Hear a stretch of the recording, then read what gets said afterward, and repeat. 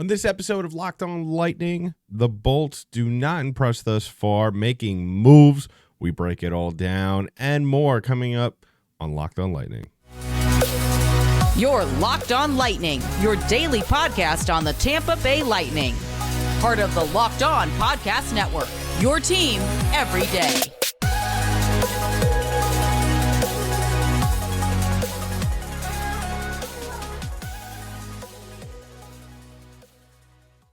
And welcome to another episode of Locked On Lightning, part of the Locked On Podcast Network, your team every day. I'm your host, Adam Henrique. Thank you for joining us on this episode of Locked On Lightning. Tonight, we're breaking down that interesting, to say the least, move that the Lightning made earlier today. We talk about how the trade targets are slowly dwindling for the Lightning, as well as wrapping things up with a preview of tomorrow night's game against the Calgary Flames. But before we get into all that, please, I want to remind you, go ahead and subscribe to the podcast. Give us a follow wherever podcasts are distributed in audio form. We're also available on YouTube, so go ahead, subscribe to the channel. Hit that comment section below. Definitely a version of the Lightning, Locked On Lightning Feelings Hour, because there's a lot to examine on this episode.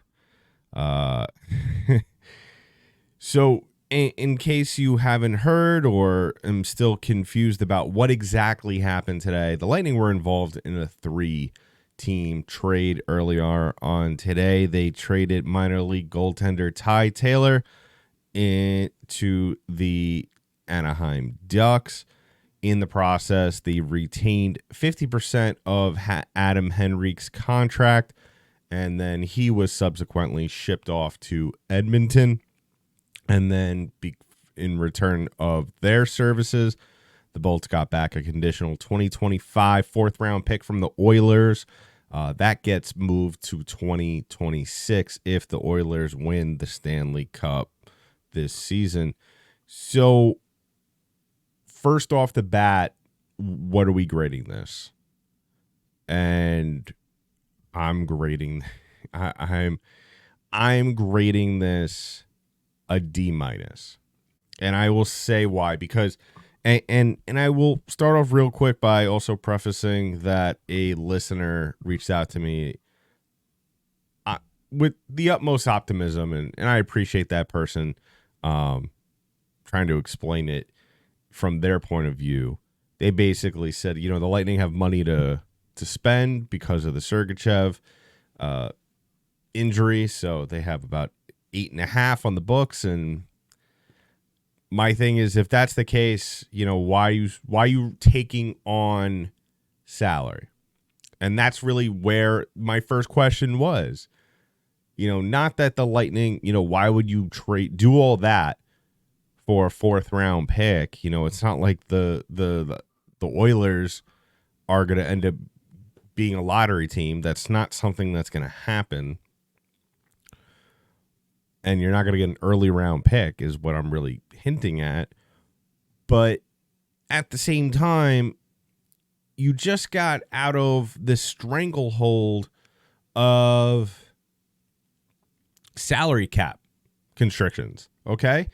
So why would your first move at the deadline be to add more money to your payroll, regardless of what long-term plans you have, okay?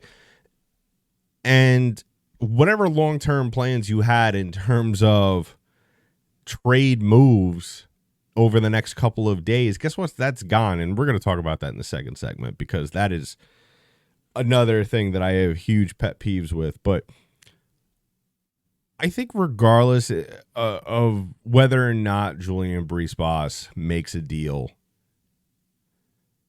over the next 2 days, and the likelihood of that, at least from my point of view, is very low. I mean, what cards do you have left to play at this point, especially after making that deal? But I really want to hear from his point of view, and I think that regardless if he feels like he should owe us an explanation, I think he does. I think that not only does he answer to Jeff Vinik, not only does he have to answer to his players and his staff, because he does. That's what leaders do. At the end of the day, you have to explain your actions to a certain degree or make them make sense. And I don't see in this scenario what the possible long-term aim was. Because, yeah, you're getting a draft pick, and that's phenomenal. That's great. But what does that really do for you? And the fact that you took on 50% of a salary for a guy that's not going to play for you this year, and that's 1.4 mil, by the way, in case you were wondering how much that was going to be. What is the long-term goal here? And when I say long-term goal, I'm not talking about going into next year. I'm not talking about 2 seasons from now. I'm talking about from now, March 6th, to the end of the regular season, because as every second passes, and let's be honest with ourselves, and I've seen it in the comments, I've seen it on Twitter, a lot of people are starting to come to kind of my side of things and saying that if the Lightning don't make the moves that we've been talking about, which they clearly haven't because those players are no longer on their original teams, then what is the end goal? Are you packing it in right now? Is that it? You get $8 million worth in cap relief and you blow 1.4 mil on that? To do what?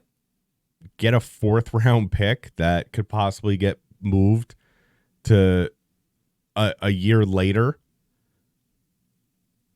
And if that's the case, I mean, what was the expected outcome from his point of view? Because I think that this is a very troubling deal. I'm not saying this is an astronomical failure of a deal, no. But he has not done a good job over these last 2 trade deadlines yet. You know, there still could be something in the cards in the next 2 days, or really in the next day and a half. And if that's the case, that's great. Can't wait to see it happen. And if and when it does happen, I'll eat my words and I'll come right in front of this camera and this microphone and I'll say I do. But until then, the way that the last 2 trade deadlines, especially this one now, is starting to trend in, I'm very concerned about the short-term and long-term future of this Lightning team. Because I really want to know what the game plan is here, because I don't think there is one. And I know that Lightning fans have been very, very lucky and spoiled over the last 5 years, maybe more, especially during the Steve Yzerman era, because I think we all felt like there was just a unwavering trust in Stevie Y there. And look what he did.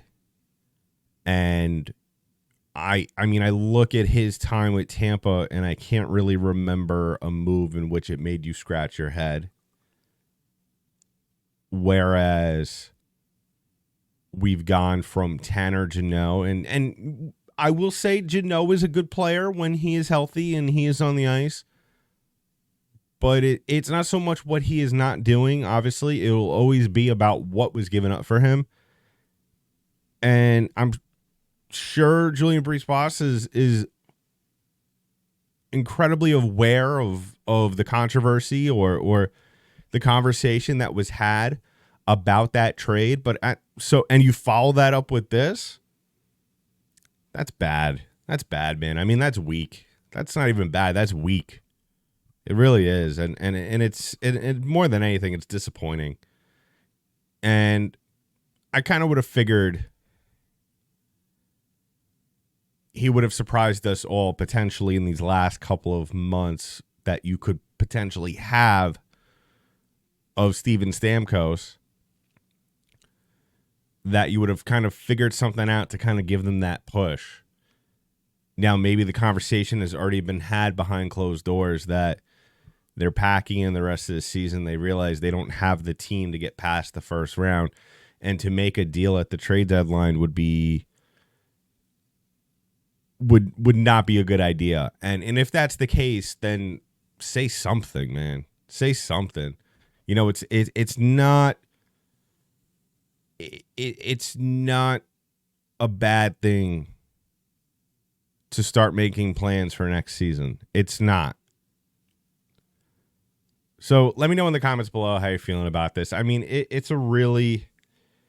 I hope we hear more about it in terms of maybe the thought process, at least, or how really the Lightning benefit it long term. This isn't a team that's just kind of getting little things here and there because they have no other issues. I mean, it's really the opposite. They have issues all over the place. So I want to know, and I think everybody has a right to know.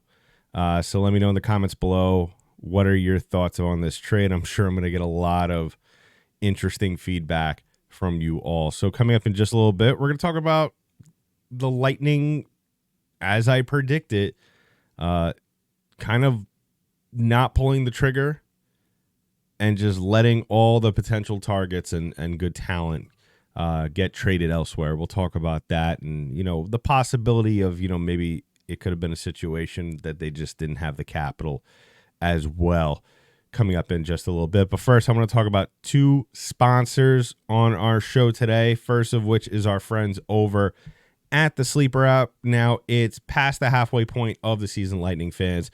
And regardless of how you feel about the trade deadline, about the move that was made today, or how the Lightning are in the standings, guess what? I want to remind you that you could win big by playing daily fantasy hockey on Sleeper, the official daily fantasy app of the Locked On NHL Network. Sleeper is our number one choice for daily fantasy sports, and especially daily fantasy hockey, because with Sleeper, you could win 100 times your cash in daily fantasy contests. All you have to do is pick studs like Hagel and Point to record more or less than their Sleeper projections for things like goals, assists, saves, plus minuses, and more in a given game. So use the promo code LOCKEDONNHL. You'll get up to $100 match on your first deposit. Terms and conditions apply. That's code LOCKEDONNHL. See Sleeper's terms of use for details and locational availability. And switching gears to another one of our friends on today's episode, and that's our friends over at Robinhood Retirement. Now, did you know that even if you have a 401k for retirement, you could still have an IRA? Robinhood has the only IRA that gives you a 3% boost on every dollar you contribute when you subscribe to Robinhood Gold. But get this, now through April 30th, Robinhood is even boosting every single dollar you transfer in from the other retirement accounts with a 3% match. That's right, no cap on the 3% match. Robinhood Gold gets you the most for your retirement thanks to their IRA with a 3% match. This offer is good through April 30th. Get started at Robinhood.com/boost. Subscriptions fees apply. And now for some legal info. Claim as of Q1 2024, validated by Radius Global Market Research. So as always, I want to thank you guys for making us your first listen of the day. If you haven't already done so, please go ahead and subscribe to the pod. Give us a follow wherever podcasts are distributed in audio form. We're also available on YouTube, so go ahead and subscribe to the channel. Drop your comment reactions because I want to hear really everybody. I've been getting a lot of feedback from you all over, I would say, probably the last 6 hours, if not more than that, about really how you feel about this trade, and rightfully so. I mean, people are pissed, and I've been saying it, I think, since even last week or even the week before, really since we started the whole trade talk here on Locked On Lightning, and have gotten ever closer to the trade deadline. And I said from really the drop that the most important thing that they were going to do, or they should have done, was to not wait. Just go out, get what you want. I mean, at this point, you kind of know, you kind of have an idea of what you want, what you need, and just go out there, start as early as you can, get that person, whether it would have been Hannafin or Walker or Tanev, and just get that person in the building, get them acclimated with their teammates, so it's not as new that they'll be playing with these guys. Now that I say that, those 3 guys have all been traded, I think, really in the last 3 days, which is wild to think about. And I'm as much as I want to dump on Julian Brisebois right now, I will defend him real quick by saying that it may not, his unsuccessful attempt to get those guys may not have been entirely his fault, but at the same time, it has been. And what I mean by that is that the Lightning did not have the trade capital going into this. I think as much as we were all optimistic about the chances of the Bolts getting, especially Noah Hannafin or even anybody of substance that would have been able to contribute to this Lightning team that would have made sense not only for this year but for following years, I think that we could agree at the end of the day it was really a long shot that the Lightning were going to really get any of these guys. And really it's not a situation where Brisebois is coming in, this is his first or second year on the job, and the previous GM traded away all their assets. It's really quite the opposite. He's been here for a number of years. He's traded really all his assets that he has. The drafting has been very, very, very thin because of their, them trading away first round picks, as well as, deep playoff runs every year. So there's that as well. But at the same time, I hate to make comparisons here, but wasn't an issue that much for Stevie Y. Then again, he did have a little bit different success in other areas where Brisebois was the GM of Stanley Cup winning teams. So there's that. But my thing at the end of the day is that I look at him, he's a salesman, right? He goes out there and he's supposed to talk up the assets that the Lightning have. He's supposed to go out there and try and make a deal where and he's done that in years past. We saw that obviously with the Coleman trade. We saw that with the Paul trade. We've seen that with the Coburn trade. The Savard trade. And I know that he had a very large amount of trade chips in young prospects and draft picks, but I think we could agree that there are GMs around the league that have the better ones that have been able to make the most of, not a lot of trade chips and get good quality returns on it. And it kind of makes you envious, as well as kind of scratch your head looking within, is like, was Julian Brisebois the victim of just a good situation and able to just, make moves and be able to turn everything into gold just because, he just had all these tools at his dispense? And now that he kind of shot himself in the foot last year, we're kind of starting to see a guy who's kind of backed up against the wall and kind of is letting other GMs run the deals on him. I will say one silver lining about it, though, that I saw from a comment, and this wasn't, I don't know if it was, no, it was from a writer. Excuse me. I saw it from a hockey writer. I believe it was Mike Corcoran. And he brought up an interesting point, which I refuse to give myself hope and believe that this is the actual reality of the situation. And so he tweeted out about a couple of hours ago about the logic behind the Lightning potentially if they were to make a trade for Hanifin. So if you don't remember, there was about maybe a month or so ago, there was a rumor going around when it first was broken that, Hanifin was high on the Lightning list. And the rumor going around was that Hanifin wanted to come to Tampa Bay and he wanted to sign a long-term deal. And Corcoran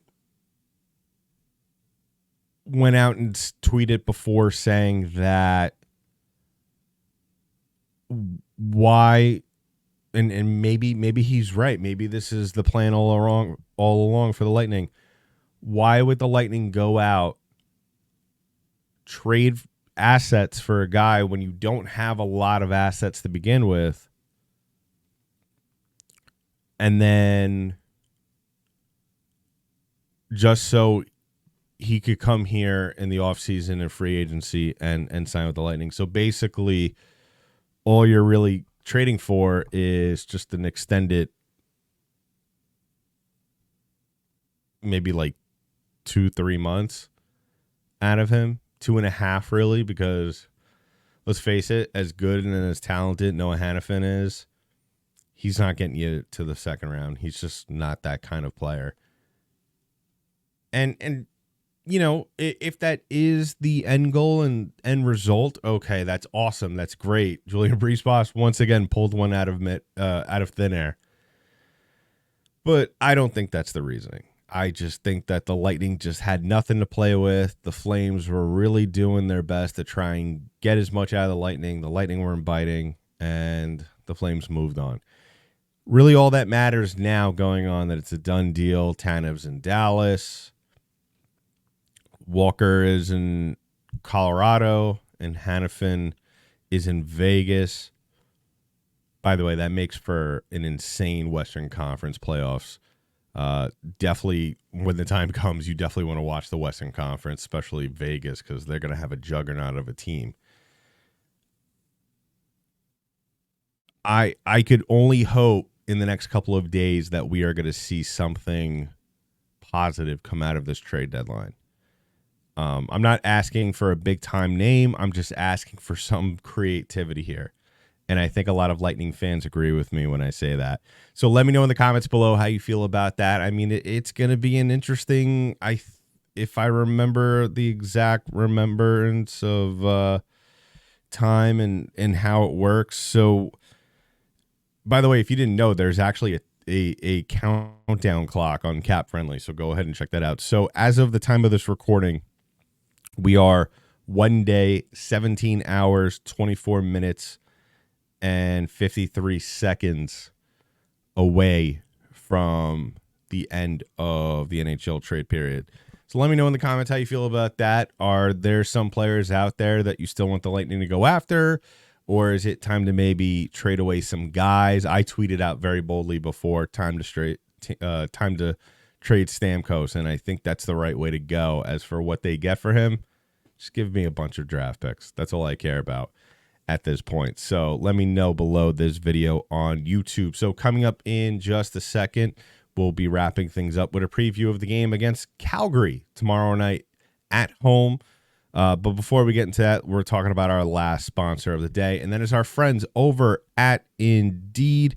Now, no matter how the last game went, anytime you take the field or the ice in this case, you've got a shot at greatness. Give your team the best shot at winning by recruiting more MVPs with Indeed. Now, if you're hiring, you need Indeed, because Indeed is the hiring partner where you can attract, interview, and hire all in one place instead of spending hours on multiple job sites hoping to find candidates with the right skills. You need one powerful hiring partner, and that could help you do it all. So one of the things I love, like I said, I had a friend, he started his own business, and it was growing at a rate that he couldn't be able to hire people the old-fashioned way with. And so I said, why don't you go Indeed? They're having a great deal right now for potential employers. He did. He found 3 new people in a matter of days. So, and you can too. So start hiring right now with a $75 sponsored job credit to upgrade your job post at Indeed.com/lockedon.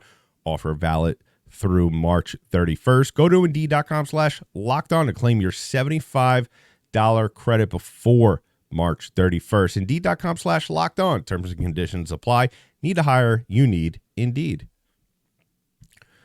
So one last time, I want to thank you all for making us your first listen of the day. If you haven't already done so, please go ahead and subscribe to our podcast. Drop a comment below. We're talking trades. It's been a very, I think, emotional day for Lightning fans. But we get to see possibly the team, because I'm sure there's some players on this team, let's face it, that are maybe just as upset as we are about the moves thus far. So they get to take it out on the ice tomorrow night against the Calgary Flames, who are, in my mind, it's very odd where they are right now, because I don't necessarily look at the Calgary Flames as a good team. Let's just start off there. And that is the cold hard truth. The fact that I felt like there's been murmurs all year about the Flames being in sell mode, yet their record, when you look at it, it's not bad. I mean, when you think of a team in sell mode, you think of like what the Blackhawks are doing right now with 16 wins out there. So the Flames, I don't believe, are a lottery team right now, but they actually have a better record than the Devils. That's wild. So the Flames record coming into tomorrow night's game is 30-26-5 with 65 points. They are currently out of a playoff spot now that they've traded away some players. That looks like it's going to be they're going to just plummet farther into the standings. Maybe, who knows? I mean, the bottom part of the West is very much of an enigma, but we can't take that for granted. The Lightning still have to go out there, play a game. Players to watch in this one, Nazem Kadri and Yegor Sharangovich. That's really what it is. And I guess if you want to throw Jacob Markstrom into that fold, because that's the kind of game where, and I'll preface by saying Jacob Markstrom has had a little bit of an up and down year after winning the Vezina a couple of years ago, or at least coming close to one. His record is 21-16-2 with a goals against average of 2.61 with a save percentage of 912. Not too far off, really, from what Vasilevsky's doing. These guys aren't too far off from each other's numbers. Their records are nearly identical, too, which is pretty cool. And this is the kind of game where, Markstrom, I try to, whenever the Flames are on, I just find Markstrom an interesting goaltender.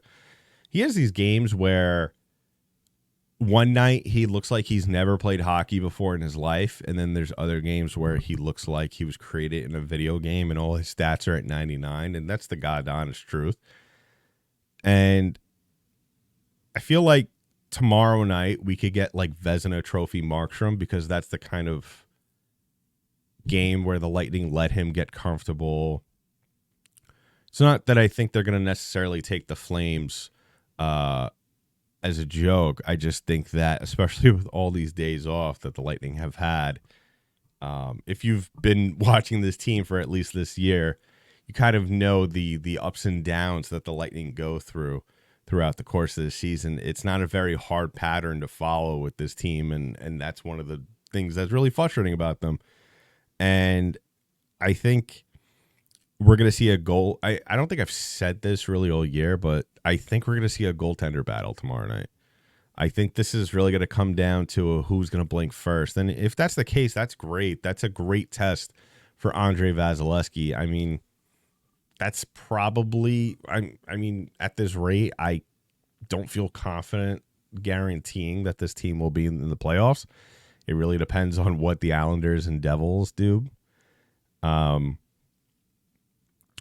So I think that really, as cliche as this sounds, and as I'm sure I say this a lot here on Locked On Lightning, Lightning just need to go out there and play the game that they know has worked for them at times this year. When they play the way they're supposed to play, they win games, and it's really that simple. Kucherov, everything's going to have to run to him. Cooper needs to stay out of his own way and not switch up that first line. It's Hagel, Point, and Kucherov. No buts, no exceptions. If you want to throw Stamkos out there on a power play, that's fine. But Stamkos should not be sniffing the first line. That's it. I would like to see more out of the bottom lines. I would really like to see Cirelli score in this one. I would really like to see Paul score. I would like to see Mott get another game with a goal. Kind of get those guys going down on the lower lines. I would like to see the defense, as difficult as that might be, I would like to see the defense more involved offensively in this as well. And that means that Victor Hedman is taking shots, that Darren Radish is taking shots, Hayden Fleury's taking shots. Those three guys who have proven, especially Hedman and Fleury, that they are susceptible to the offensive side here and there of hockey, that, you know, give them their shots, set up plays, set up sequences. It's possible. It's not something that is out of the ordinary. I'm not saying that Eric Chernak needs to go out there and score a hat trick in order for the Lightning to win tomorrow night. This is a game that you should win. This is a game that you need to win. And it's most importantly a game that you need to play well in, because you're playing against a not so good team, a team that's really at the bottom of the barrel when you view the whole entire NHL, a team that is blatantly selling off right now, a team that is probably going to go into tomorrow night's game a little bit demoralized that some of their teammates have been traded over the last couple of days. So the Lightning really have to take advantage, and they have to play like a team that has a home ice advantage. So let me know in the comments below your preview as well as your predictions for tomorrow night's game. Let me know your full filtered emotions about what transpired today with the Lightning and what we could possibly or not possibly expect out of this Lightning team, at least in the trade deadline over the next couple of days. So in the meantime, that's been it for this episode of Locked On Lightning, part of Locked On Podcast Network. I'm your host, Adam Danker. I'll talk to you.